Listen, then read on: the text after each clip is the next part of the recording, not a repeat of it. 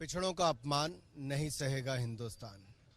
और पिछड़ों का अपमान करने का, अपशब्द बोलने का काम ये राहुल गांधी जी और कांग्रेस पार्टी लगातार करती रही है।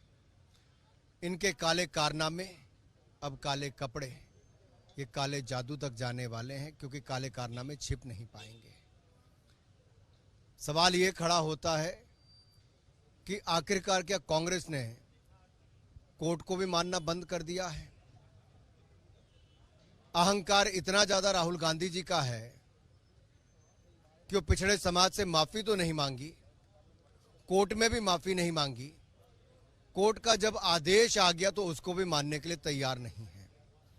ये आदेश कोर्ट का है, स्पीकर को तो केवल उस पर पुष्टि करनी है।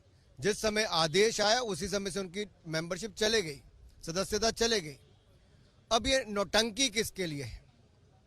एक व्यक्ति के लिए संसद के सत्र को नहीं चलने देते, वो व्यक्ति जो दुनिया भर में जाके भारत का अपमान करता है और वापस आकर वो नहीं बोलेंगे तो संसद नहीं चलेगी। सवाल ये खड़ा होता है कि क्या पिछड़ों को इसी तरह से ही अपशब्द, अपमानित करने का काम कांग्रेस पार्टी करती रहेगी? क्या कांग्रेस काले कपड़े, काले कारनामे करने के बाद पहनती रहेगी? क्या काले जादू तक भी ये पार्टी जाएगी अपने बचाव के लिए? राहुल गांधी कहते हैं मैं सावरकर नहीं हूं, मैं गांधी हूं, मैं माफी नहीं मांगूंगा। राहुल गांधी सावरकर कभी हो नहीं सकते। सावरकर जी कभी 6 महीने विदेश में घूमने फिरने नहीं जाते थे। हर सेशन के बाद उनको विदेश की यात्रा की छुट्टी नहीं चाहिए थी। वो समर्पित थे देश की आजादी के लिए, जेल से ही 14 सालों तक। राहुल जी, सावरकर जी का अपमान तो आपने किया ही। अरे वीर सावरकर तो राहुल गांधी कभी नहीं हो सकते, लेकिन अपनी दादी में भारत की पूर्व प्रधानमंत्री इंदिरा गांधी जी की इज्जत तो बचा लेते, नेहरू जी की इज्जत तो बचा लेते। क्या आपने उनको भी अपमानित साथ साथ कर दिया? अरे 1970 में डाक टिकट आपकी ही सरकार के समय जारी की ही।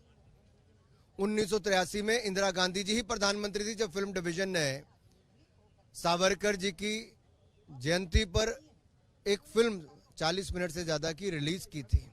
इंदिरा गांधी जी ने पत्र लिखकर सावरकर जी के योगदान के बारे में कहा था।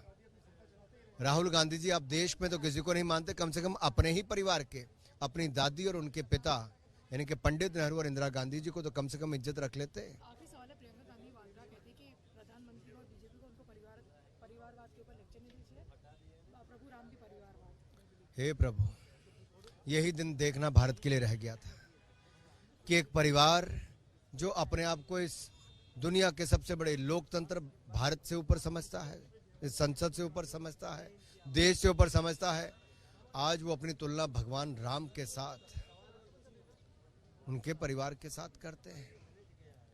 इससे बड़ा दुर्भाग्य देश के लिए क्या होगा? और इससे ज्यादा अहंकार, ये जो अहंकार है भाई बहन में, ये इससे ज्यादा क्या होगा? ये तो देश देख रहा है।